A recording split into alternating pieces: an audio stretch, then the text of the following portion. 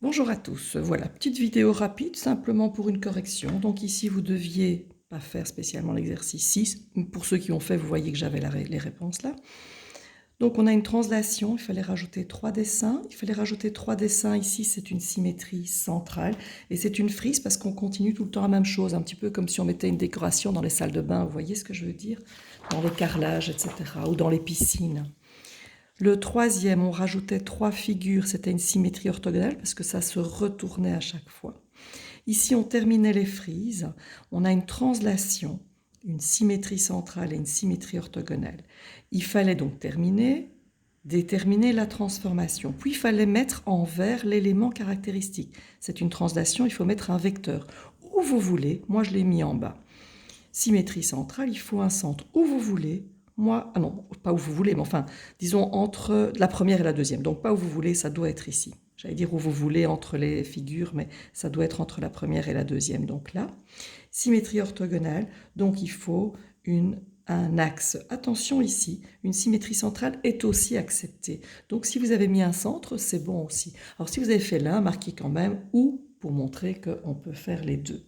Il l'avait d'ailleurs dit, il y a parfois plusieurs possibilités. Vous voyez, je l'ai mis en fluo.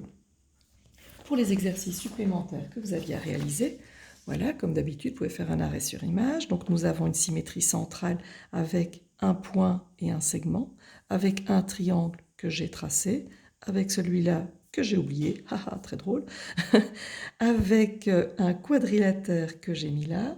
L'énoncé est ici, je le ferai pour demain. L'énoncé est ici et les réponses ici, 7K, 7, 4, 5, M et 9. Ici, la translation, de nouveau un point, un segment, un triangle qui est descendu. Là, je l'ai fait, très bien, Madame Mays.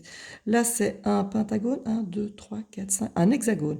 Un hexagone qui a glissé vers la droite, et là, un quadrilatère qui est monté. Ici, vous avez donc les triangles. Attention que si vous avez mis BFE, sincèrement, c'est juste. Hein. Il n'y a pas de gros problème par rapport à ça.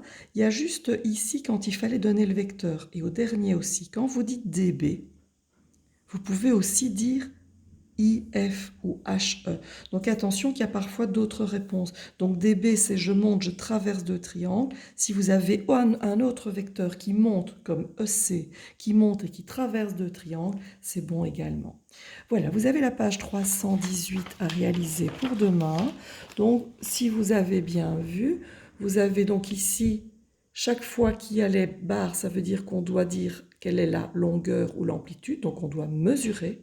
Ici, position, c'est est-ce que c'est perpendiculaire, parallèle, etc. Et le nom de la transformation en petit 1. Voilà, bonne journée. N'oubliez pas le concours informatique, hein, je l'ai dit, donc j'attends encore vos points. Il y a un peu dans tous les sens, mais il y en a qui cartonnent pas mal du tout. D'ailleurs, je crois que je vais aller m'entraîner. Voilà, bon après-midi tout le monde, à demain.